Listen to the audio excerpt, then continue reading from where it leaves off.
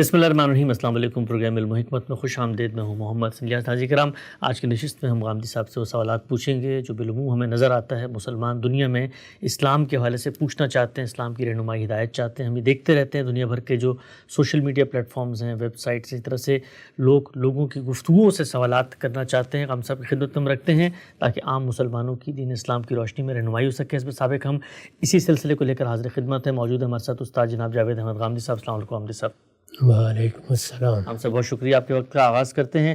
ہم سے ہمارے ہاں یہ بڑی بحث کی جاتی ہے کہ دینی لحاظ سے، فقہی لحاظ سے کسی ایسے کاروبار میں شمولیت، شرکت اور اس سے منافع لینا جائز نہیں ہے جہاں پر نفع اور نقصان دونوں میں آپ برابری کی سطح پہ شریک نہ ہوں۔ عام طور پہ لوگ اپنا مال کسی کمپنی کو، کسی فرد کو دے دیتے ہیں، وہ آگے کاروبار کرتا ہے۔ کہا جاتا ہے کہ اس کاروبار میں اگر نقصان ہوگا تو وہ پیسے دینے والے کو بھی برداشت کرنا ہے، اور اگر فائدہ ہوگا تب ان دونوں میں تقسیم ہوگا۔ اس کے علاوہ کوئی ٹرانزیکشن کی صورت جائز نہیں ہوتی۔ سوال میں آپ سے پوچھنا چاہتا ہوں، کیا دین اسلام میں براہ راست کسی نص میں، کسی حدیث میں، قرآن میں کہیں یہ ذکر ہے کہ جب کاروبار کیا جائے تو نفع اور نقصان دونوں میں انسان کو شریک ہونا پڑتا ہے؟ ہم جو بھی مالی معاملات کرتے ہیں ان سے متعلق اصل الاصول کی حیثیت اللہ تعالیٰ کے فرمان کو حاصل ہے۔ وہ فرمان یہ ہے کہ لا تأکلوا اموالکم بینکم بالباطل۔ انسان کی فطرت، انسان کی عقل جن چیزوں کو باطل قرار دیتی ہے ان طریقوں سے دوسرے کا مال کھانا ناجائز ہے۔ ٹھیک، جائز ناجائز کے معاملے میں یہ گویا قاعدہ طے کر دیا گیا ہے۔ باطل کا کیا مطلب ہے؟ ہم اپنی فطرت کے لحاظ سے جب دیکھتے ہیں تو معلوم ہوتا ہے کہ بہت سے ایسے معاملات ہیں جن سے ہم ازل سے واقف ہیں کہ یہ کسی طرح بھی انصاف کے مطابق نہیں ہے۔ میں نے کسی کا مال چرا لیا، میں نے غبن کر لیا، میں نے کسی کو کوئی چیز اٹھا لی، کسی کی جیب سے 4 روپے اچک لیے، اسی طرح کسی کو دھوکہ دے دیا، فریب دے دیا۔ اس طرح کی دسیوں صورتیں ہیں جو دنیا میں پیش آتی ہیں، وہ بالکل واضح ہیں۔ کسی شخص سے آپ مشرق مغرب میں پوچھئے تو وہ یہ کہے گا کہ یہ صحیح طریقہ نہیں ہے۔ کسی کا مال اگر جھوٹ بول کے لیا گیا ہے، دھوکہ دے کے لیا گیا ہے، فریب دے کے لیا گیا ہے، قانون کی خلاف ورزی کر کے لیا گیا ہے تو اس کو باطل ہی قرار دیا جائے گا۔ قرآن مجید نے جو لفظ استعمال کیا ہے یہ اسی لیے استعمال کیا ہے کہ انسانی فطرت اس پر گواہی دیتی ہے اور انسان علم و عقل کی روشنی میں یہ فیصلہ کر سکتا ہے۔ یعنی ورنہ تو یہ چاہیے تھا نا کہ وہ باطل صورتوں کی ایک فہرست بیان کرتا۔ جب قرآن مجید اس طرح کا کوئی لفظ استعمال کرتا ہے، مثلا کھانے پینے کی چیزوں کے بارے میں کہتا ہے کہ طیبات حلال ہیں اور خبائث ممنوع ہیں، اس کے صاف معنی یہ ہے کہ وہ میری فطرت پر بھروسہ کر رہا ہے۔ یعنی وہ اس مقدمے سے اپنی بات شروع کر رہا ہے کہ کھانے پینے یا خور و نوش کی چیزوں میں انسان خود فیصلہ کر سکتا ہے کہ کیا طیبات ہیں اور کیا خبائث ہیں۔ جہاں کہیں معاملے میں کوئی مشتبہ چیز آ جائے گی وہاں ضرورت ہوگی کہ اللہ تعالیٰ رہنمائی فرمائے، ورنہ عام حالات میں وہ یہ فیصلہ کر لے گا۔ اسی طرح کی صورتحال لفظ باطل کے استعمال سے پیدا ہوتی ہے۔ معروف اور منکر کا بھی یہی معاملہ ہے، یعنی بھلائی کی باتیں، وہ چیزیں جو اخلاق کی لحاظ سے اچھی سمجھی جاتی ہیں، قرآن ایک لفظ استعمال کر دے گا، لوگوں کو معروف کی ہدایت کرو۔ جیسے لقمان کی وصیت میں ہم دیکھتے ہیں کہ لفظ معروف استعمال کر دیا، برائی کی چیزوں کے لیے منکر کا لفظ استعمال کر لیتا ہے۔ معروف کا لفظ اپنے لغت کے لحاظ سے ہی الذی یعرف کے معنی میں ہے، یعنی جو چیز جانی پہچانی جاتی ہے، میں بھی واقف ہوں، آپ بھی واقف۔ اسی طرح سے وہ چیزیں کہ جن سے انسانی فطرت اباع کرتی ہے، عقل ان پر برائی کا حکم لگاتی ہے، وہ منکر ہے سب کی سب۔ تو یہ بنیادی بات بہت اچھی طرح سمجھ لینی چاہیے کہ اللہ تعالیٰ کے ہاں جو ہدایت دی گئی ہے وہ یہ ہے۔ اب یہ سوال پیدا ہوتا ہے کہ کوئی ایسا معاملہ جس کو انصاف قبول نہیں کرتا، جس کے بارے میں ہم محسوس کرتے ہیں کہ اس میں تو دوسرے کو سری نقصان پہنچانا مقصود ہے یا اس میں دوسرے کو دھوکہ دینا مقصود ہے، تو اس کو تو ہم جائز نہیں قرار دے سکتے۔ یہی صورتحال کم و بیش کاروباری معاہدوں میں بھی ہو جاتی ہے۔ یعنی کسی موقع پر میں آپ ایک کاروباری معاہدہ کرتے ہیں تو عقل کہتی ہے کہ یہ دیکھا جائے کہ اس معاہدے میں کسی کو نقصان پہنچا دینا پیش نظر تو نہیں ہے، کوئی دھوکہ دینا تو پیش نظر نہیں ہے، یہ ساری باتیں دیکھی جائیں گی۔ یعنی ایک تو یہ ہے کہ معاملہ بداہتاً باطل ہے، جیسے میں نے مثالیں دیں، یعنی چوری کے بارے میں یا غبن کے معاملے میں تو بحث نہیں ہوگی، لیکن اگر ایک معاملہ اس نوعیت کا نہیں ہے تو یہ سوال پیدا ہوگا کہ انصاف کے خلاف تو نہیں ہے، کوئی نقصان پہنچانا تو پیش نظر نہیں ہے۔ عام طور پر لوگوں کا خیال یہ رہا کہ جس وقت ہم شراکت کرتے ہیں تو اس میں یہ جانتے ہیں آپ کی دو صورتیں ہوتی ہیں۔ ایک تو یہ کہ شراکت اس طرح ہوئی ہے کہ میں نے روپیہ بھی لگا دیا ہے اور میں فیصلوں میں بھی شریک ہو گیا، یعنی جو کچھ بھی اب کاروبار ہوگا، کوئی تجارت ہونی ہے، کوئی صنعت لگنی ہے یا اور کوئی معاملہ ہونا ہے تو اس میں فیصلے کرنے پڑتے ہیں۔ یعنی یہ چیز خرید لینی چاہیے، اس میں نفع ہو جائے گا، یہ چیز کاشت کر دینی چاہیے، اس میں فائدہ ہو جائے گا، یہ چیز بنانی چاہیے، اس سے نفع ہو جائے گا، یہی چیز ہے نا۔ اس کی بنیاد پر صنعت، حرفت، کاروبار، تجارت سب معاملات چل رہے ہیں۔ کاروباری آدمی فیصلے کرتا ہے، تو اگر تو میں اس کے فیصلوں میں شریک ہوں تو پھر تو نفع میں شریک ہونا ہے، نقصان میں بھی شریک ہونا ہے، یہاں تو کوئی دوسری رائے ہو ہی نہیں سکتی۔ زیادہ تر یہ سوال وہاں پیدا ہوتا ہے جہاں کوئی آدمی روپیہ دے دیتا ہے، جس کو کہتے ہیں رب المال ہے، اس نے روپیہ دے دیا۔ اب روپیہ دے دیا ہے تو وہ کیا کرے؟ فیصلوں میں وہ شریک نہیں ہے۔ کوئی بھی شخص اس کا روپیہ لے لے گا، اس کو سبز باغ دکھائے گا اور پھر کھا پی کے کسی دن ہاتھ جھاڑ کے کہہ دے گا کہ اس پہ تو نقصان ہو گیا۔ کون اس کے خلاف مقدمات کرتا پھرے، کہاں نقصان کی تحقیق ہوتی پھر، یہ سب ہوگا۔ تو ویسے باطن نظر میں دیکھیں تو یہ بات ٹھیک ہے کہ جس نے مال دیا ہے اس کو نفع نقصان میں شریک ہونا چاہیے۔ کاروبار ہو رہا ہے بھائی، کاروبار میں نفع بھی ہوتا ہے، نقصان بھی ہوتا ہے، بالکل ٹھیک۔ لیکن کیا یہ انصاف کے مطابق ہے؟ یعنی جب میں فیصلوں میں شامل نہیں ہوں تو پھر مجھے پابند کس اصول پر کیا جائے کہ مجھے نقصان میں بھی شریک ہونا چاہیے؟ الٹ بات بھی تو کی جا سکتی ہے کہ فیصلوں میں شامل نہیں ہوں اس لیے ہونا چاہیے کیونکہ آپ تو فیصلہ کر ہی نہیں، اور دوسرا بیچارہ فیصلہ کر رہا ہے۔ فیصلہ وہ کر رہا ہے لیکن اثر تو میرے روپے پر پڑ رہا ہے۔ یعنی میں نے روپیہ دیا ہے، اس کے فیصلے کے نتیجے میں میرا روپیہ یا ڈوبے گا یا کچھ نفع کما کے لائے گا، دونوں ہی صورتیں ہوں گی نا۔ تو اس کے بارے میں فیصلہ کون کرے گا؟ ذمہ داری اس کو لینی ہے جس نے فیصلہ کرنا ہے۔ میرے اوپر وہ ذمہ داری کس اصول کے اوپر آتی ہے؟ عام حالات میں نے آپ سے عرض کی ہے کہ یہی بظاہر لگتا ہے کہ بھئی اچھی بات ہے، ایک کاروبار ہے نا، جب ہم کاروبار کو کاروبار کے لحاظ سے دیکھتے ہیں تو وہاں یہ منطق ٹھیک معلوم ہوتی ہے۔ کاروبار ہو رہا ہے، کاروبار میں نفع بھی ہوتا ہے، نقصان بھی ہوتا ہے۔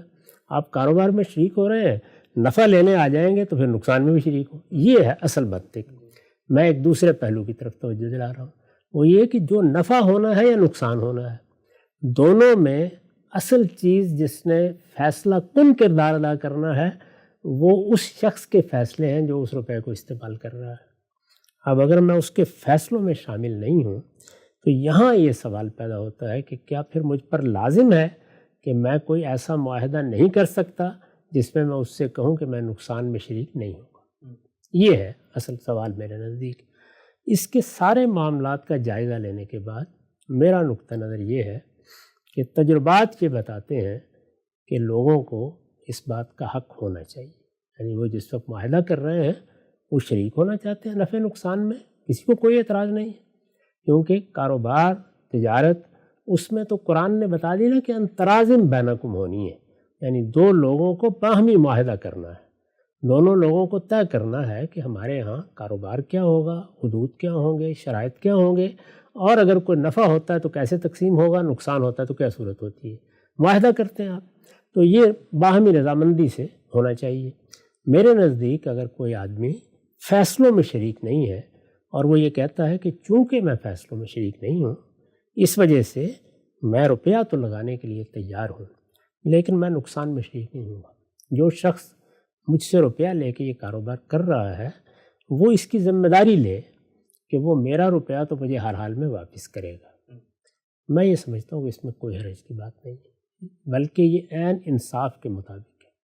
ہم نے خود اپنی زندگی میں دسیوں معاملات دیکھے ہیں جہاں لوگوں نے روپے لیے، ان کو کوئی کاروبار کا تجربہ نہیں تھا، کچھ لوگ باہر کے ملکوں سے کما کے آئے، کچھ لوگوں کو ان کی ملازمت کے نتیجے میں حکومت کی طرف سے یا ان کی کمپنی کی طرف سے کچھ روپیہ ملا، وہ نہیں جانتے تھے بیچارے کاروبار کیسے کیا جاتا ہے۔ میں نے، آپ نے، کسی نے آ کے سبز باغ دکھائے اور یہ کہا کہ جی ہمیں دے دیجیے، ہمارے یہاں تو اتنا منافع ہوتا ہے، اتنا منافع ہوتا ہے۔ اس کے بعد 2 4 5 دفعہ منافع ملا اور پھر آپ نے کہا کہ جی وہ تو نقصان ہو گیا۔ اب کون آدمی آپ کے پیچھے جائے اور کون اس کا تعاقب کرے اور کون اس کی تعیین کرے؟ تو میرے نزدیک معاملات کی جو نوعیت اس وقت ہو گئی ہے اور لوگوں کی جو اخلاقی حالت ہے، اس کے پیش نظر اس میں کوئی حرج کی بات نہیں ہے کہ کوئی شخص اگر چاہے تو نفع نقصان میں شریک ہونے کا معاہدہ کر لے، اور چاہے تو اس شرط کے ساتھ کاروبار میں روپیہ لگا دے کہ میں نقصان میں شامل نہیں ہوں گا۔ ٹھیک، میں اس کو جائز سمجھتا ہوں۔ ٹھیک۔ اچھا امام صاحب، یہ آپ نے بیان فرمایا کہ ایک شخص جو پیسہ دے رہا ہے وہ چونکہ ذمہ داری نہیں اٹھا رہا کہ کاروبار کے اندر کیا کیا فیصلے لینے ہیں، اور سب آدمی جانتے ہیں کہ جس وقت کاروبار کیا جاتا ہے تو ڈے ٹو ڈے افیئر میں آپ کو فیصلے لینے پڑتے ہیں۔ چلیں، یہ بات تو حق الانصاف کے مطابق سمجھ میں آتی ہے کہ فیصلے میں وہ شریک نہیں ہے، جو ذمہ داری اٹھا رہا ہے تو اب نقصان بھی اس کے سر ہونا چاہیے کیونکہ اس نے فیصلہ کیا تھا۔ لیکن ہم بھی دیکھتے ہیں کہ کاروبار میں بسا اوقات نقصان آپ کے فیصلوں سے ہوتا ہے، لیکن بسا اوقات نقصان آپ کے فیصلوں سے نہیں بلکہ ان امور سے ہوتا ہے جس میں آپ کا کوئی دخل نہیں ہے۔ مثال کے طور پہ کسی ملک نے دوسرے ملک پہ اچانک حملہ کر دیا، معیشت نیچے آ گئی تو پراپرٹی کی پرائسز نیچے آ گئیں، کسی ملک کے اندر اچانک سے کوئی سیاسی خلفشار ہو گیا، تو اب اس میں وہ جو شخص ہے جو فیصلہ کر رہا ہے اس کا تو کوئی نہ ڈیسیجن ہے نہ اس نے کوئی فیصلہ لیا ہے، لیکن پھر بھی ہم نقصان اس کے سر پہ ڈالتے ہیں، تو یہ اس کے ساتھ جاتی نہیں۔ معاہدے میں لکھ لیجئے کہ اگر کوئی ناگہانی صورتحال پیدا ہو جائے گی تو اس میں پھر ہم شریک ہو جائیں گے اس معاملے میں۔ ہمارے ہاں جو بینکاری کا نظام ہے اس میں بھی اب بتدریج دیکھیں، اس بات کو مان لیا گیا ہے کہ جس وقت نقصان ہو جاتا ہے یا کاروبار بند ہو جاتا ہے، آدمی کاروبار چلانے کے قابل نہیں رہتا، تو مطالبات کی نوعیت تبدیل ہو جاتی ہے۔ اس میں پھر صورتحال کو دیکھ کر بہت سے فیصلے کیے جاتے ہیں۔ تو اس طرح کی ناگہانی آفات کے معاملے میں آپ کوئی ایک شک اس میں داخل کر سکتے ہیں، وہ بھی باہمی رضامندی سے ہو جائے گی، لیکن عمومی طور پر اس بات پہ اصرار کرنا کہ اگر کوئی شخص نقصان میں شریک نہیں ہوگا، میں سلیپنگ پارٹنر کی بات کر رہا ہوں، یعنی جس نے مزاربت کی ہے یا مقارضت کی ہے، وہ خود فیصلوں میں شریک نہیں ہے، اس سے یہ اصرار کرنا اور اس کے نتیجے میں یہ حکم لگانا کہ اب یہ سارا معاملہ باطل ہو گیا ہے، یہ میرے نزدیک صحیح نہیں ہے۔ یہ معاملہ باطل نہیں ہوا، جو شرائط طے کیے گئے ہیں یہ بالکل انصاف کے مطابق ہے۔ اگر کوئی ناگہانی صورتحال ہے تو اس کا استثناء معاہدے کا حصہ بھی بن سکتا ہے، اور ایسے معاملات بعد میں بھی زیر بحث آ جاتے ہیں تو عدالتیں سال سب اس میں صورتحال کو دیکھ کر فیصلہ کر دیتے ہیں۔ دنیا بھر میں یہ کاروباری معاملات آج تو نہیں ہو رہے، یہ دیکھ لیجئے کہ جو اصل زر ہے اس کے بارے میں دسیوں بحثیں اور معاملات میں بھی ہوتی ہیں۔ جن لوگوں نے باقاعدہ قرض لیا ہوتا ہے ان کو بھی تو آخر روپیہ واپس کرنا ہوتا ہے۔ کاروبار نفع ہو گیا، نقصان ہو گیا، مثال کے طور پر میں کاروبار میں شامل نہیں ہوا، میں نے کوئی مزاربت نہیں کی، مجھ سے قرض لے لیا تو میرا یہ حق مانا جاتا ہے نا کہ مجھے تو واپس کرنا ہی ہے، کاروبار میں فائدہ ہوا یا نقصان ہوا۔ تو وہاں یہ اصول کیوں نہیں ہوتا کہ یہ چیز انصاف کے خلاف ہے؟ اس کا مطلب یہ ہے کہ ایک اصول جو اپنی ذات میں علی الاطلاق تو کہا جا سکتا ہے کہ صحیح ہے کہ لوگ شریک ہوں ہر طرح کے معاملات میں، لیکن اس کا اطلاق ہر صورت پر جس طرح سے کیا گیا ہے میرے نزدیک اس میں بے انصافی ہوئی ہے، اور بے انصافی کے بے شمار شواہد موجود ہیں۔ بہت سے لوگوں کا سارا مال ختم ہو گیا، بہت سے لوگ بیچارے اپنے گھر کے معاملات چلانے کے قابل نہیں رہے، بہت تھوڑی سی پونجی ان کے پاس تھی، کوئی ان کو پوچھنے والا نہیں ہے، کاروبار تھا، نقصان ہو گیا، کوئی بھی آدمی یہ بات کر دیتا ہے۔ تو اب ہر آدمی کو یہ دیکھنا چاہیے کہ لوگوں کے معاملات کیسے ہیں، وہ کتنا ایک سچ اور کتنا ایک جھوٹ بولتے ہیں، ان کے بارے میں ریاست یا حکومت کے ادارے کتنی ایک مدد کرنے کے لیے تیار ہوتے ہیں۔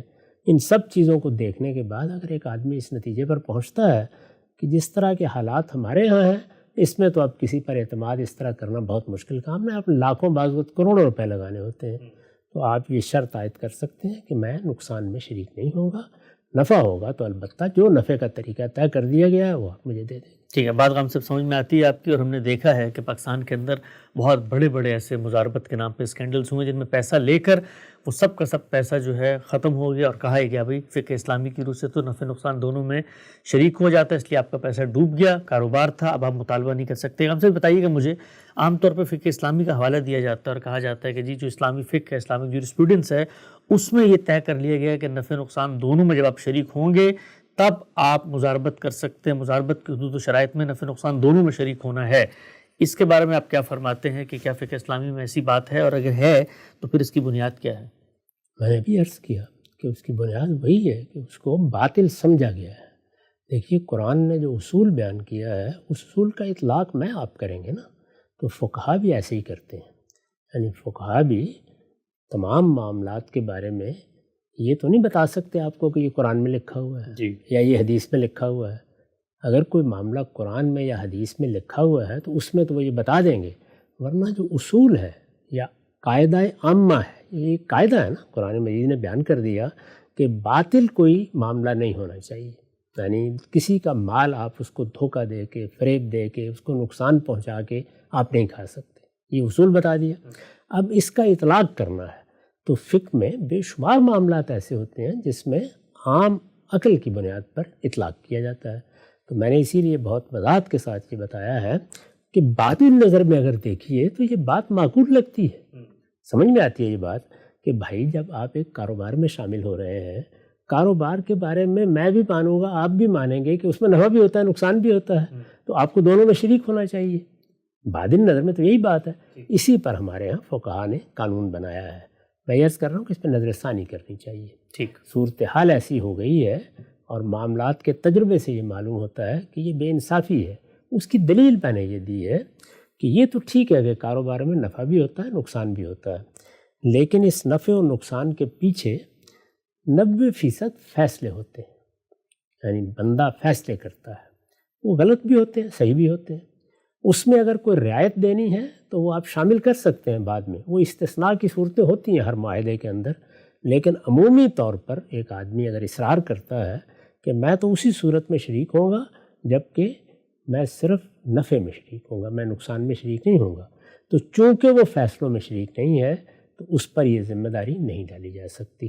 اگر وہ یہ کہتا ہے کہ میں اس کو قبول کرنے کے لیے تیار نہیں اور دونوں میں اس بات پر اتفاق ہو جاتا ہے تو اس ٹرانزیکشن کو، اس معاملے کو میں باطل نہیں سمجھتا۔ نقطہ بالکل واضح ہو گیا۔ بالکل ہم سب آگے بڑھاتے ہیں سلسلہ گفتگو کو۔ یہ بیان کیجیے گا کہ کسی کاروباری معاملے میں نقصان ہو گیا، اب نقصان ہونے کے بعد ظاہری بات ہے وہ آپ اپنے اصل پرنسپل کو اس سے مطالبہ کرتے ہیں وہ واپس کرو، وہ واپس دینے میں ایک مدت لگتی ہے، ایک وقت لگتا ہے، اس مدت کے اندر جس شخص نے پیسہ دیا تھا کیا یہ مطالبہ کر سکتا ہے کہ چونکہ پیسہ تو آپ کو میں نے دیا تھا، آپ نے کاروبار میں نقصان کر دیا، اب آپ دینے میں مجھے سال لگائیں گے، 6 مہینے لگائیں گے، تو اس 6 مہینے سال میں بھی اس پیسے کے اوپر اگر یہ میرے ہاتھ میں ہوتا تو میں کہیں انویسٹ کر کے کوئی منافع کماتا، وہ منافع بھی آپ مجھے دیں، یہ مطالبہ وہ کر سکتے ہیں؟ یہ کاروبار کی نفسیات کے خلاف ہے، اس لیے کہ یہ تو بہرحال آپ کو ماننا پڑے گا کہ آپ کاروبار میں روپیہ دے رہے ہیں، اور جب کاروبار میں دے رہے ہیں تو اس میں کسی فیصلے کی غلطی ہے یا صحت، اب وہ کاروبار بند ہو گیا، نقصان ہو گیا، اس میں نقصان کے ساتھ تو کوئی کاروبار نہیں چلائے گا۔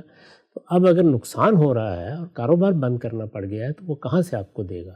تو اس وجہ سے جو بڑے بڑے رقوم بھی اب ہوتے ہیں ان میں پھر یہ قاعدے طے کرنے پڑتے ہیں۔ میرے نزدیک اس میں جو دنیا بھر کا طریقہ ہے، اور کیونکہ بینکاری نظام میں بڑی رقوم دی جاتی ہیں، بینک عام طور پر اسی طرح شریک ہوتے ہیں، تو اس وجہ سے جو چیزیں انہوں نے تجربات سے سمجھی ہیں، جن چیزوں کے بارے میں اب ہماری معلومات بہت مختلف ہو گئی ہیں، ان کا لحاظ کر کے معاہدے کر لینے چاہیے اور یہ معلوم کر لینا چاہیے کہ اس میں پھر معاملات کو سیٹل کرنے کے کیا طریقے اختیار کیے جاتے ہیں، وہ بھی عقل عام پر مبنی ہوں گے۔ یہاں جو بنیادی بات سمجھنے کی ہے وہ یہ ہے کہ جب کسی چیز کے بارے میں متعین حکم ہوتا ہے اللہ تعالیٰ کی طرف سے تو وہاں تو ہم حکم کو سمجھیں گے، اس کا اطلاق کر دیں گے، لیکن جہاں پر اصول بتایا جاتا ہے یا قاعدہ بتایا جاتا ہے اور ہماری عقل پر یا ہمارے حادثہ اخلاقی پر چھوڑ دیا جاتا ہے کہ اس کے بارے میں ہم فیصلہ کریں، اس کو عہد بعہد دیکھتے رہنا چاہیے۔ اس میں بعض اوقات عرف میں تبدیلی آ جاتی ہے، بعض اوقات حالات میں تبدیلی آ جاتی ہے، چنانچہ عرف پر جو معاملات مبنی ہوتے ہیں ان کے بارے میں یہ اصول مانا جاتا ہے کہ اگر اس میں تبدیلی آ جائے گی تو حکم بھی تبدیل ہو جائے گا۔ یہ بالکل عقلی بات ہے، اللہ تعالیٰ نے خود اپنی شریعت میں اس کو ملحوظ رکھا ہے۔ تو میرے نزدیک اس طرح کے معاملات کو زمانہ، حالات، لوگوں کی کیا صورتحال ہے اس میں رکھ کے دیکھنا چاہیے۔ مسلمانوں کے ابتدائی دور میں پورا امکان ہے کہ لوگوں کے عمومی اخلاقی حالات بہت بہتر ہوں، کاروباری معاملات اس طرح کے رہے ہوں۔ اس میں ایک اور چیز بھی بڑا کردار ادا کرتی ہے، یعنی لوگ چھوٹے چھوٹے علاقوں میں تھے، زیادہ تر 1000، 2000، 4000 آبادی ہوتی تھی، اس میں دھوکہ دینا، فریب دینا بہت مشکل کام ہو جاتا تھا۔ بہت اہم بات ہے۔ اس میں عام طور پر ہر آدمی دوسرے سے واقف بھی ہوتا تھا، ان لوگوں کے اوپر دباؤ کی نوعیت بھی مختلف ہوتی قبائلی تھی۔ معاشرت ہے۔ پورے قبیلے، برادریاں اس میں اپنا کردار ادا کرتی تھی۔ اب ہم جس طرح کی صورتحال میں رہ رہی ہیں اس میں کوئی پرسان حال ہی نہیں ہوتا۔ عدالتی نظام کے بارے میں آپ جانتے ہیں کہ اس میں اس طرح کے معاملات کے مقدمات بعض اوقات دادا کرتا ہے اور پوتے کے زمانے میں کہیں فیصل ہوتے ہیں اور کچھ پلے بھی نہیں رہتا۔ تو اس وجہ سے میرے نزدیک ان تمام چیزوں کو ملحوظ رکھ کے میں نے وہ رائے دی ہے۔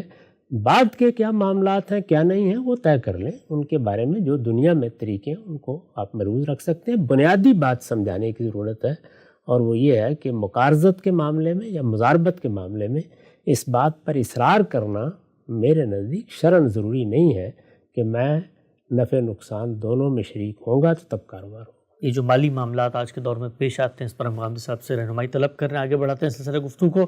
اچھا غامدی صاحب یہ بتائیے کہ ایک اور موڈ آف ٹرانزیکشن ہمارے سامنے آتا ہے جس میں آپ پیسہ دیتے ہیں کسی کاروبار میں اور ایک ایسٹیمیٹڈ پروفٹ، ایک تخمینی منافع طے کر لیتے ہیں کہ بھئی ہر مہینے آپ کو اس پر 10% تو دیا جائے گا۔ اب اس پر بھی اعتراض کر کے کہا جاتا ہے کہ جی یہ کاروبار کی نفسیات کے خلاف ہے، کاروبار میں ہو سکتا ہے فائدہ ہو سکتا ہے نقصان ہو۔ جب آپ پہلے سے یہ طے کر لیتے ہیں تو یہ تو ممکن نہیں ہے، اس لیے کہ یہ تو اس دوسرے شخص نے ہو سکتا ہے کبھی وہ کم کمائے کبھی زیادہ کمائے، تو کیا ایسٹیمیٹڈ پروفٹ، تخمینی منافع طے کر کے میں کسی کاروبار میں شرکت کر سکتا ہوں؟ ہم زندگی کے بہت سے معاملات میں متعین طریقے سے معاملہ کرتے ہیں اور بہت سے معاملات میں اندازہ ہی ہوتا ہے۔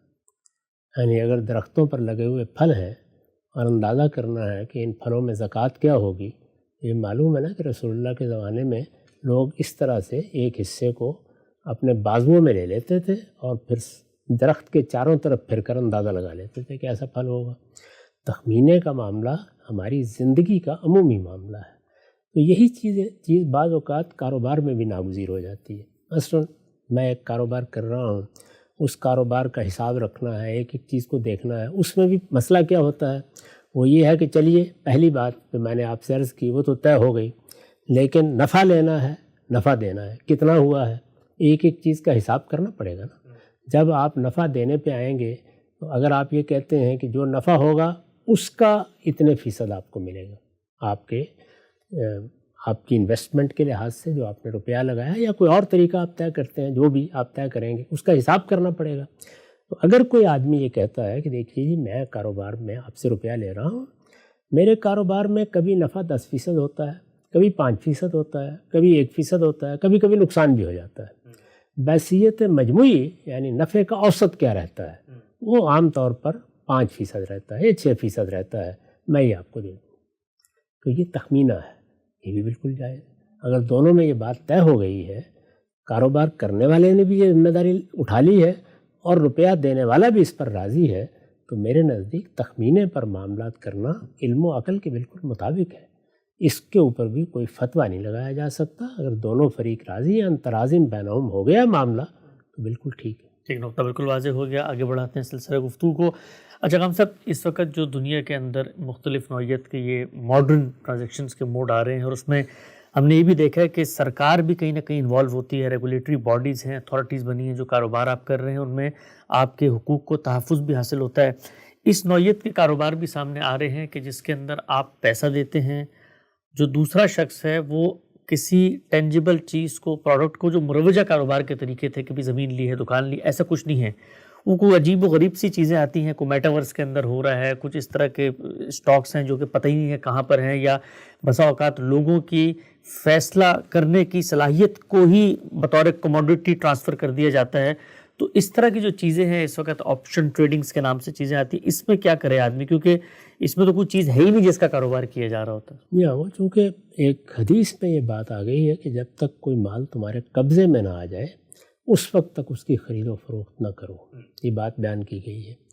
اس میں بھی یہ دیکھا جائے گا کس اصول پر رسالت مآب نے یہ فرمایا۔ میں نے کوئی 19 کے قریب معاملات اپنی کتاب میں متعین کر کے بتا دیے ہیں. وہ سب کے سب، یعنی وہ زمینوں کے بارے میں بھی ہیں، وہ فصلوں کے بارے میں بھی ہیں، وہ ایک ہی چیز پر مبنی ہے، وہ ہے ضرر اور غرر. یعنی معاملے کی نوعیت ایسی ہے کہ اگر اس کو اس طریقے سے کیا گیا تو جھگڑا ہونا ہے، اس طریقے سے کیا گیا تو دھوکہ ہو جانا ہے، کسی کو فریب دینا آسان ہے. اب دیکھیے اس میں اس طرح کی باتیں آپ نے فرمائیں کہ تم لوگوں میں سے کوئی شخص قافلے جب آتے ہیں تو باہر جا کے خرید و فروخت نہ کرے، اس لیے کہ ان کو نہیں پتہ کہ منڈی کی صورتحال کیا ہے، اور یہ آدمی اگر کوئی فریب دینا چاہے تو آسانی سے دے لے گا. پھر مال یہاں آئے گا تو پتہ چلے گا یہاں قیمتیں کیا ہیں، یہاں بھاؤ کیا ہیں، تو اس سے تاجر کو بھی اس کا اندیشہ ہے کہ نقصان نہ ہو جائے. یہ کیا چیز ہے؟ وہی ضرر اور غرر کا اصول ہے. تو ضرر اور غرر کے اصول کو سامنے رکھ کر بہت سی ہدایات اپنے زمانے کے لحاظ سے اللہ کے پیغمبر نے دی. ان میں سے ایک یہ بھی تھی کہ جب تک کوئی چیز تمہارے قبضے میں نہ آ جائے اس وقت تک اس کی خرید و فروخت نہ کرو. اسی طرح سے جب آپ معاہدہ کر رہے ہوتے ہیں تو کب تک آپ کو اختیار ہے منسوخ کرنے کا، اس میں بڑی لطیف بحثیں ہوتی ہیں. یعنی آپ نے مال ابھی رکھا ہے، ہاتھ میں لیا ہے، نہیں لیا، اس میں بہت سے حدود و شرائط ہیں. اسی طرح کا معاملہ پھلوں کے بارے میں آتا ہے نا کہ حتیٰ یبدو صلاح، یعنی پھل کی صورتحال کیا بنی ہے، جب تک وہ پک نہیں جاتا پتہ نہیں آفت آ جائے گی، پتہ نہیں ایسے ہی گر جائے گا، پتہ نہیں پرندے کھا جائیں گے. تو یہ ساری چیزیں ہیں. تو جب تک وہ پک نہیں جاتا، یعنی اب نقصان کا معاملہ متعین ہو گیا، پتہ چل گیا کہ پھل کیا ہے، تو اس سے پہلے معاملہ نہ کرو. یہ سب صورتیں جتنی بھی ہیں، ان کے پیچھے جو چیز موجود ہے جیسے میں نے پہلے عرض کیا وہ وہی ہے ضرر اور غرر. یعنی کسی کو اس سے کوئی فریب نہ دیا جا سکے، کسی کو یک طرفہ نقصان نہ پہنچایا جا سکے. اگر اس کی حفاظت موجودہ زمانے کے قوانین نے، حکومتوں نے اپنی ضمانت سے کر دی ہے تو ظاہر ہے کہ پھر اس کی ضرورت باقی نہیں رہے گی. چنانچہ ایسے تمام معاملات میں یہ دیکھنا چاہیے کہ کیا ریاست کی سطح پر، کیونکہ اب منظم ریاستیں ہیں اور اس طرح کے معاملات میں بہت سے ایسے ادارے بنا دیے جاتے ہیں جو چیزوں کو ریگولیٹ کرتے ہیں. اس کا اندازہ کیے بغیر تو شریک نہیں ہونا چاہیے. اس کی وجہ یہ ہے کہ پھر کوئی پتہ نہیں کہ کیا آدمی آپ کو کیا دھوکہ دے کے چلا جائے. لیکن وہ چیزیں جن کو پھر ریاستیں دیکھ لیتی ہیں، معاملات کا اندازہ کر لیتی ہیں، ان کے بارے میں قاعدے بنا دیتی ہیں، آپ کے لیے حفاظت کی صورت بھی بن جاتی ہے. جیسے بینکاری نظامی کو دیکھ لیں نا، اس کے پیچھے ریاست کی طاقت کھڑی ہوتی ہے. کرنسی کو دیکھ لیں، یعنی ایک کاغذ ہے جو ہمارے ہاتھ میں ہوتا ہے لیکن اس کے پیچھے ریاست کی طاقت آ گئی ہے. تو ریاست کی وہی طاقت اور وہی قانون کیونکہ پیچھے کھڑا ہے تو اب وہ کاغذ کو بھی آپ نے سمن قرار دے دیا، کوئی حرج کی بات نہیں. اسی طرح کا معاملہ ان چیزوں میں بھی ہوگا، ورنہ آپ فک نکال کے دیکھیے تو اس میں کاغذ کو سمن قرار دیا جا سکتا نہیں، سونا چاندی ممکن ہی نہیں ہے. جی. تو یہ سب چیزیں اس اصول پر دیکھی جاتی ہیں کہ جس زمانے میں کوئی بات کہی گئی اس وقت اس کے پیچھے کیا تھا. اس کی وجہ کیا؟ اس کی وجہ یہ کہ دین سارا کا سارا معنی اور حقیقت پر قائم ہے. تو علت دیکھی جاتی ہے کہ حکم کے پیچھے کیا ہے. وہ علت اگر موجود ہے تو حکم موجود ہے، وہ علت موجود نہیں رہی تو حکم بھی تبدیل ہو جائے گا. اس کو فقہ میں بھی قاعدے کے طور پر بیان کیا جاتا ہے کہ ان الحکم یدور مال اللہ وجودا و عدما. یعنی جو بھی حکم ہے وہ اپنی علت پر کھڑا ہے، اپنی حقیقت پر کھڑا ہے، اس کے نیچے جو ریشنل ہے اس کے اوپر کھڑا ہے، وہ بنیاد ہے اس کی، وہ منات ہے. جب تک وہ قائم ہے اس وقت تک حکم قائم ہے. تو یہ جتنی اس طرح کی چیزیں آپ کو روایتوں میں ملتی ہیں، حدیثوں میں ملتی ہیں، ان کو میں نے عرض کیا کہ میں نے اپنی کتاب میزان میں قانون معیشت کے زیر عنوان جمع بھی کر دیا ہے. وہاں دیکھ لیجئے، اس کے نیچے میں نے لکھ دیا ہے کہ یہ سب ہدایات ضرر غرر کے اصول پر ہیں. یعنی کسی کو جان بوجھ کے نقصان نہ پہنچایا جائے، کسی کے لیے کوئی دھوکے یا فریب کی صورت نہ ہو. اس سے اگر فرض کر لیجئے کہ امان ہو گئی ہے، قانون نے کر دی ہے، ضابطے نے کر دی ہے، جیسے میں نے ابھی عرض کیا کہ آخر یہ امان ہے نا جو ریاست نے ایک کاغذ کے پیچھے پیدا کر دیا. آپ کبھی دیکھیں نوٹ کے اوپر کیا لکھا ہوتا ہے، یعنی اسٹیٹ بینک یا جو بینک دولت پاکستان ہے وہ آپ کو ضمانت دیتا ہے اس بات کی کہ وہ ادا کر دے گا.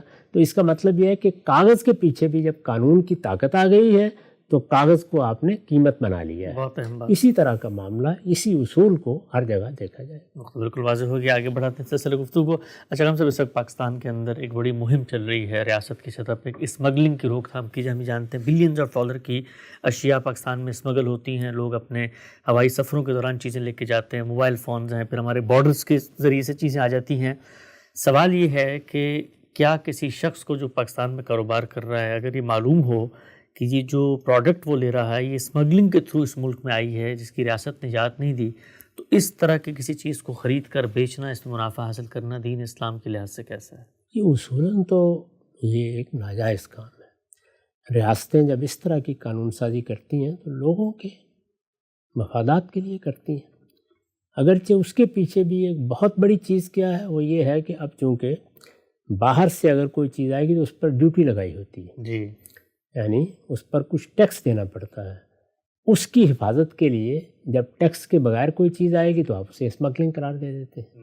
تو ٹیکس کیا لگانا چاہیے، یہ ٹیکس جائز ہے تو کتنا ہے، اس پر الگ سے بحث ہو سکتی ہے، لیکن جس ریاست کے قانون کے تحت بھی آپ زندگی بسر کر رہے ہیں اس کے ساتھ کسی معاملے میں بحث تو ہو سکتی ہے کہ اس کا فلاں قانون غلط ہے، فلاں صحیح ہے۔ جب تک وہ قانون موجود ہے اس وقت تک اس کی پابندی کرنی چاہیے۔ اگر وہ پابندی نہیں کریں گے تو پھر آپ اپنے آپ کو بھی فریب دیں گے، آپ ریاست کو بھی فریب دیں گے اور لوگوں کے حقوق کو بھی نقصان پہنچائیں گے، کیونکہ جب تک قانون تبدیل نہیں ہوتا اس کے نتیجے میں اب ایک آدمی نے اسمگل کر کے ایک چیز بیچنا شروع کر دی اور ایک آدمی بنائے گا، تو بعض موقعوں کے اوپر صنعت، حرفت، تجارت، ہر چیز کے اوپر سخت حالات آ جاتے ہیں، اس سے بڑی سنگین صورتحال پیدا ہو جاتی ہے۔ اس وجہ سے اس کی پوری کوشش کرنی چاہیے کہ اس طرح کے کسی معاملے میں کوئی شخص کبھی ملوث نہ ہو۔ تو بالکل واضح ہو گیا۔ اچھا خان صاحب، آپ نے بڑی وضاحت سے بات بتائی ہے کہ قرض پر متعین منفعت اگر آپ لیتے ہیں تو یہ سود ہے، اپنی ضرورت کے تحت آپ نے سے قرض لیا تو اب یہ نیکی تبرع کا عمل تھا کہ اتنا ہی وہ لوٹائے، لیکن آپ زائد کا مطالبہ کرتے ہیں تو یہ اس کے ساتھ ظلم ہے۔ ہم نے دیکھا کہ ریاستیں بھی آج کے دور میں کاروباری معاملات کرتی ہیں، پاکستان کے اندر بھی اور باقی دنیا میں بھی ہے، جس طرح ڈیفنس سیونگ سرٹیفکیٹس ہوتے ہیں اور اس طرح کی اسکیمیں ہیں۔ اچھا، ماضی میں تو یہ ہوتا تھا کہ جیسے گورنمنٹ لون لے رہی ہے اپنی کسی اسکیم کے لیے اور آپ بطور قرض یہ معاملہ کر رہے ہیں، اب گزشتہ چند سالوں میں باقاعدہ اخبارات میں نے بھی اشتہار دیکھے، اس میں لکھا تھا کہ انویسٹمنٹ کریں ان پروجیکٹس میں جو کہ گورنمنٹ بنا رہی ہے، مختلف ہائی ویز ہیں۔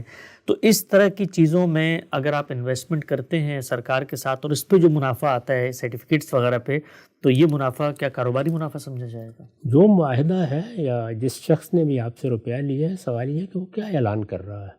وہ اگر یہ کہتا ہے کہ یہ پروجیکٹ فائنانسنگ ہے تو ظاہر ہے کہ آپ نے کاروبار میں روپیہ لگایا ہے، نفع آپ کا حق ہے، جو بھی آپ کو ملے گا جس طریقے سے بھی دیا جا رہا ہے، اگر آپ اس پر راضی ہیں تو اس پہ کوئی اعتراض نہیں کیا جا سکتا۔ تو اگر پروجیکٹ فائنانسنگ ہو رہی ہے، عالمی سطح پر ہو رہی ہے یا قومی سطح پر ہو رہی ہے یا انفرادی سطح پر ہو رہی ہے تو اس پر یہ اعتراض نہیں کیا جا سکتا۔ قرض کیا ہے؟ قرض یہ ہے کہ ایک شخص میرے پاس آتا ہے، وہ آ کے مجھ سے یہ کہتا ہے کہ میری کوئی ذاتی ضرورت ہے، میری کوئی کاروباری ضرورت ہے، اس کے لیے مجھے روپیہ چاہیے، مجھے قرض دے دیں۔ وہ مجھ سے کسی کاروبار میں فائنانسنگ کا مطالبہ نہیں کر رہا یا یہ خواہش لے کر نہیں آیا، وہ میرے ساتھ کوئی بیع و شراء کرنے نہیں آیا، وہ قرض مانگنے کے لیے آیا ہے۔ تو قرض اسلامی اخلاقیات میں تبرع کا عمل ہے، یہ نیکی ہے۔ یہ ایسے ہی ہے کہ میرے پاس اگر زائد مال ہوتا ہے، جس کو قرآن نے کہا نا کل لف، تمہارے پاس اگر ضرورتوں سے زائد ہے تو اس کو معاشرے کا حق سمجھو، تمہارا ایک بھائی آ گیا ہے، دے دو اس کو، اللہ تمہارے لیے اور فراخی کا سامان کرے گا۔ میں اگر اس کی ہمت نہیں رکھتا تو قرض دوں گا تو پھر اللہ تعالیٰ نے فرمایا کہ قرض پر منفعت کا مطالبہ کرنا یہ بالکل ناجائز ہے، یہ سود ہے، اس کو اللہ نے حرام قرار دے دیا۔ یعنی سود کی تعریف ہی یہ ہے کہ کلو قرض جر نفن فہو ربا، یعنی جس وقت قرض کا معاملہ ہوا ہے، اور قرض میں نے عرض کر دیا کیا چیز ہے، یعنی قرض کاروبار نہیں ہے، بزنس نہیں ہے، بیع و شراء نہیں ہے، قرض اصل میں میرے ایک بھائی نے مدد مانگی ہے مجھ سے، کاروبار کے لیے مانگی ہے یا اپنی کسی ذاتی ضرورت کے لیے مانگی ہے، مجھے اس کی مدد کرنی چاہیے۔ اگر میں روپیہ دے کے نہیں کر سکتا، قرض دیتا ہوں تو مجھے قرض میں اصل زر ہی پہ اکتفا کرنی چاہیے، اس میں نفع کا مطالبہ نہیں کرنا چاہیے۔ اسی وجہ سے قرض کے معاملے کو ہماری فقہ میں تبرع کہا جاتا ہے، نیکی، یعنی یہ ایک طرح کی چیریٹی ہے۔ میں نے اپنے بھائی کے ساتھ ایک احسان کا معاملہ کیا ہے، ایثار کیا ہے، تو ایثار کی قیمت نہیں مانگی جاتی، اس کو اسلام میں ممنوع قرار دیا ہے۔ اب ظاہر ہے کہ اس طرح کی صورتحال جب ہوگی تو جو لوگ قرض کے کاروبار کرنے کے لیے بیٹھ گئے تھے، بہت سے لوگ تھے نا کہ انہوں نے دکانیں کھولی ہوئی تھیں، جیسے یہود کے بارے میں بھی کہا جاتا ہے کہ لوگ آئیں اور ہمارے پاس سے آئے قرض لے لیں اور ہم اس پر سود لیں گے جی، قرض پر، اس کو بھی بند کر دیا گیا، اس لیے کہ وہ بھی تو انسان ہے نا جو وہاں بیٹھے ہوئے ہیں، ان کے سینوں میں وہی دل ہیں، ان کو بھی اسی اخلاقی اصول پر رہنا چاہیے.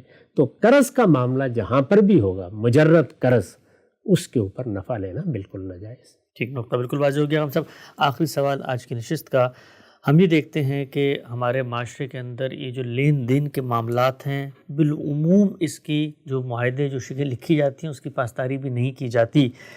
یہ جو معاملات ہیں، مسلمان علماء کی کتنی بڑی ذمہ داری ہے. ہمارے یہاں بہت زور دیا جاتا ہے اپنی ملت کی یکجہتی، خلافت کے قیام، مسلمانوں کی عظمت رفتہ، ان کو اٹھانا.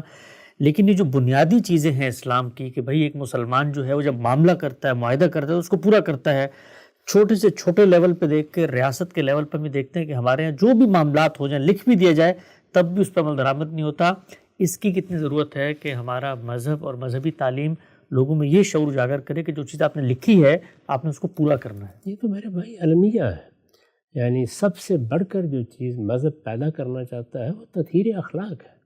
میرے اخلاقی وجود کو پاکیزہ ہونا چاہیے. میری بات پر لوگوں کو اطمینان کرنا چاہیے. میری بات اگر ایک مرتبہ میری زبان سے نکل گئی ہے تو وہ پتھر پر لکیر ہو جانی چاہیے. ایک مسلمان کا کردار، ایک مسلمان کی سیرت یہی ہے. لیکن جس طرح کے انحطاط اور زوال میں ہم اس وقت مبتلا ہیں، اس کو آپ بھی جانتے ہیں، اس کو میں بھی جانتا ہوں. تو علماء کی یہ ذمہ داری ہے، اس لیے کہ ان کا اصل کام یہی ہے. یعنی یہ جو سیاست بازی ہے یہ تو ان کا اصل کام نہیں ہے. اللہ تعالیٰ نے جو ان کی ذمہ داری قرآن میں بیان کی ہے وہ یہی ہے کہ وہ لوگوں کو خبردار کریں. لوگوں کو خبردار کرنا کن معاملات میں؟ انہی معاملات میں. یعنی بڑے معاملات یہی ہیں. دین کے بارے میں کئی مرتبہ توجہ دلا چکا ہوں کہ 3 ہی چیزیں ہیں جو اس میں بنیاد کی حیثیت رکھتی ہیں. تطہیر بدن ہے، یعنی بدن کی پاکیزگی، اس کے آداب ہیں، اس کے حدود ہیں. تطہیر خور و نوش ہے، یہ کھانے میں فلاں چیز حرام ہے، پینے میں فلاں چیز جائز ہے. یعنی طیبات اور خبائث کا فرق کیا جاتا ہے. اور اس کے بعد جو بہت بڑا باب ہے وہ اخلاق کی پاکیزگی کا ہے. تو اخلاق کی پاکیزگی میں بہت بڑی اہمیت معاملات کو حاصل ہے. لین دین میں اور اس طرح کے معاملات میں آدمی صحیح بات کرے، قولوا قولا سدیدا، سیدھی صاف بات کرو، اقرار کرو تو اس کو نبھا کر دکھا دو. یہی ایک بندہ مومن کی شان ہے. ہونا تو یہ چاہیے تھا کہ مسلمان کوئی کاروبار کرتے تو لوگ آنکھیں بند کر کے اعتماد کرتے. اس طرح کی چیزوں کے بارے میں مسجدوں میں بھی توجہ دلانی چاہیے، مجالس میں بھی توجہ دلانی چاہیے. جو لوگ واعظ ہیں خاص طور پر ان کو انہی موضوعات پر زیادہ گفتگو کرنی چاہیے، بتانا چاہیے لوگوں کو یہ کتنی اہم بات ہے. اور اسی طرح یہ بھی ذمہ داری ہے علماء کی کہ جن معاملات کی نوعیت بدل چکی ہے ان پر بدلے ہوئے حالات میں غور کر کے جو ان کی کتابوں میں فتاوی لکھے ہوئے ہیں ان پر ہی نظر ثانی کریں. یہ بھی زندہ علم کی ضرورت ہے. اگر کوئی بات اللہ اور رسول نے کہہ دی ہے تو وہ تو قیامت تک کے لیے حجت ہے، لیکن انسانی معاملات کے اطلاق میں ہم حالات کی رعایت رکھتے ہیں. اسی وجہ سے میں نے یہ چند چیزوں کی طرف توجہ دلائی ہے اور یہ بتایا ہے کہ بالعموم یہ باتیں جو ہمارے ہاں کاروباری معاملات میں فقہ کی بنیاد پر کہی جاتی ہیں وہ انصاف کے اصول کا اطلاق ہے. اب غور کرنا چاہیے کہ کیا اس سے بے انصافی تو نہیں ہو رہی؟ اگر بے انصافی ہو رہی ہے تو اس کو تبدیل کرنا چاہیے. نقطہ بالکل واضح ہو گیا. اس دور کے اندر جو جدید کاروباری معاملات ہیں اس پہ دین اسلام کی کیا ہدایت ہے. غامدی صاحب سے رہنمائی حاصل کی. وقت یہاں پہ ختم ہوتا ہے. دوبارہ حاضر خدمت ہوں گے. اب تک آپ کا بہت شکریہ.